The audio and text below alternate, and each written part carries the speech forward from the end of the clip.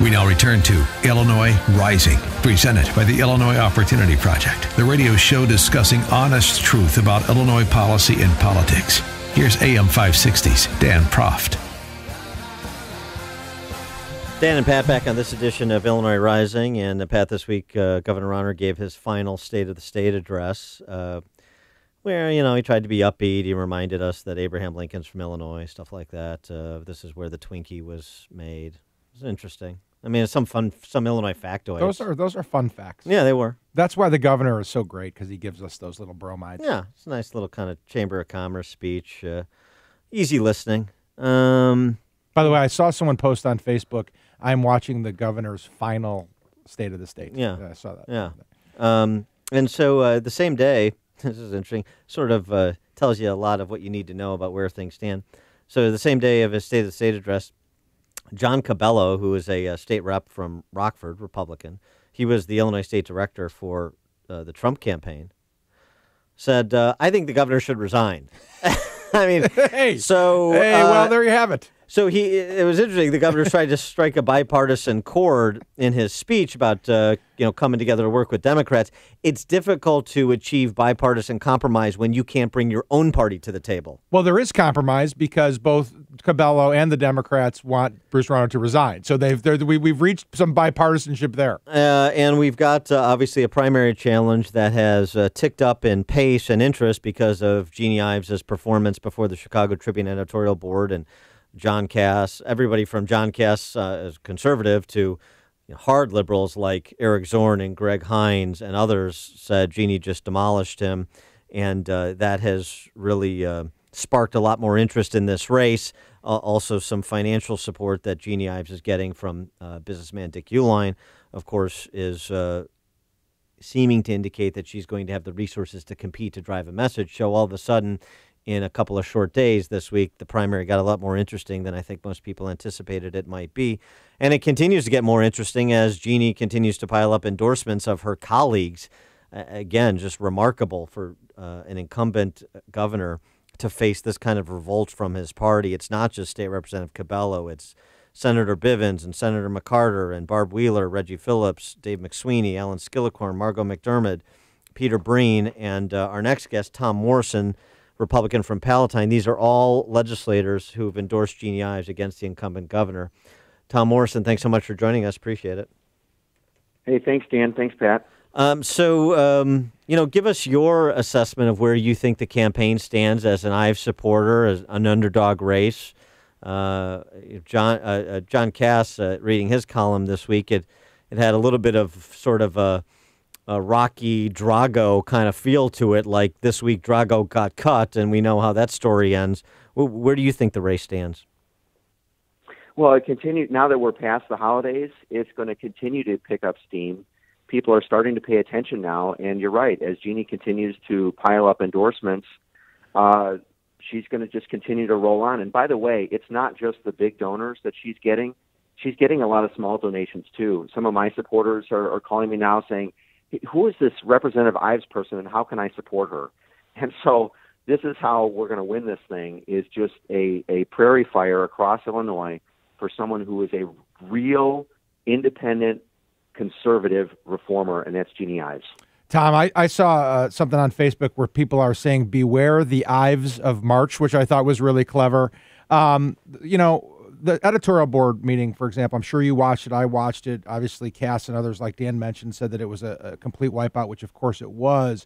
I think that the left and Bruce Rauner are trying to put Jeanne in a box by saying she's sort of a gadfly, conservative person, not a serious contender. And then, of course, that was exposed in the editorial that she's anything but those things. I think those of us who have known Jeanne for a long time, you've worked with her, we have supported her, know exactly that she's a tough person. She's very smart. She's a policy expert, which was on display there. Take the listeners through why she'd be a great governor like we believe she'd be. Okay, well, first of all, she deeply understands the issues.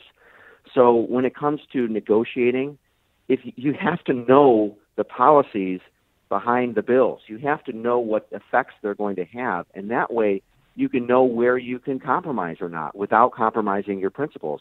if you only know the talking points, you're going to be completely anchorless. You're going to be unable to do an effective negotiation from a conservative point of view because you're lost.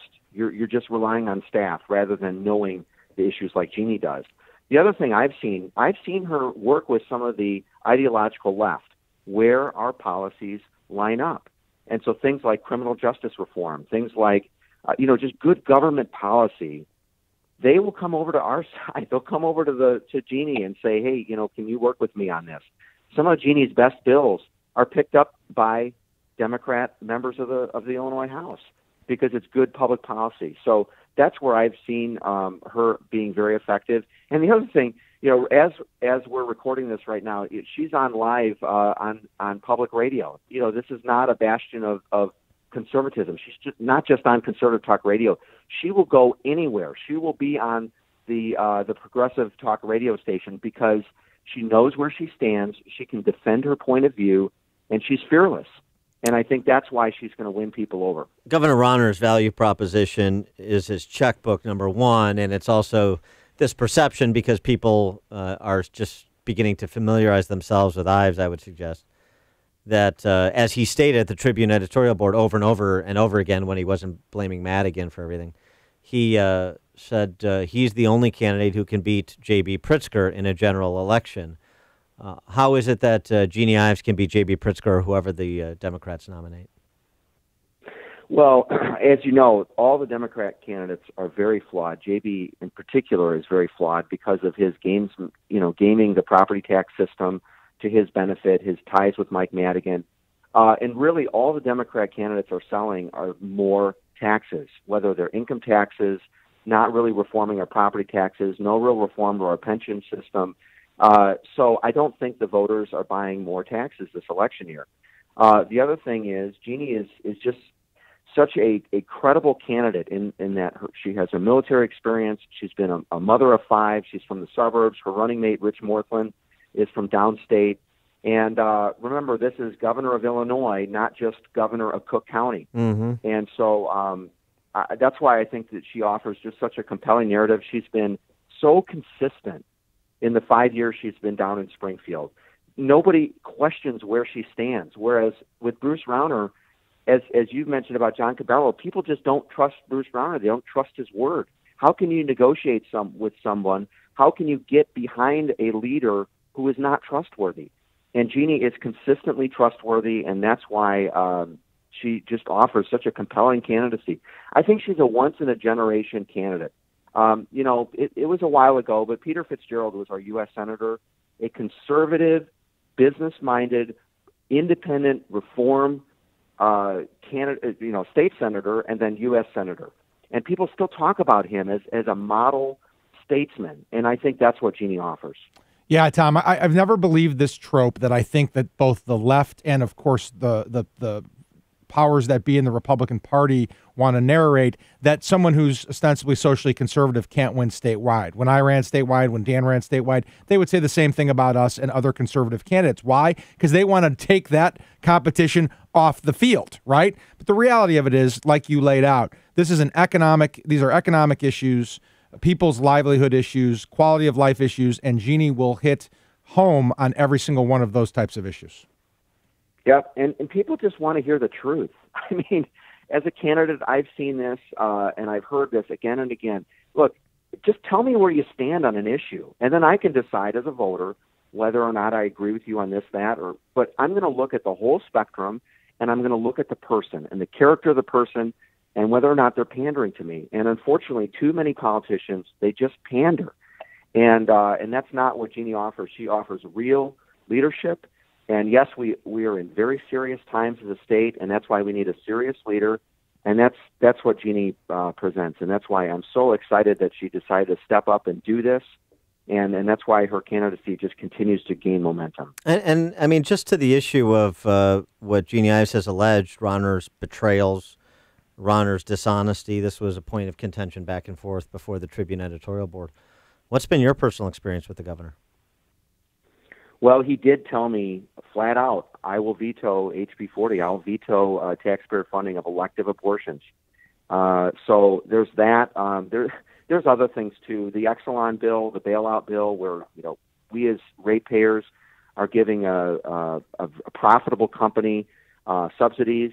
And when I talked to him about that bill, I said, "This is bad public policy." He kind of shrugged his shoulders, like he had nothing to do with its passage. But every time, I don't want to get into the weeds too badly, but I kept filing fiscal notes on all the numerous amendments that came out on this bill as contract lobbyists were crawling around the state capitol trying to jam this through in December. And I kept filing these fiscal notes saying, how can the state say that this is going to have no impact on taxpayers? We pay for the electricity at the prisons. We pay for the electricity in all these state buildings, and et cetera. And his administration kept returning these fiscal notes saying no impact on the state's taxpayers. So it was dishonest, and it just disgusted me with the process. That I supported Bruce Rauner because I thought he would be a transformational Republican governor or reformer, and I just didn't see that, and on either fiscal issues or social issues.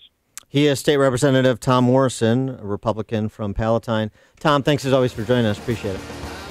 Yeah, thank you very much, guys.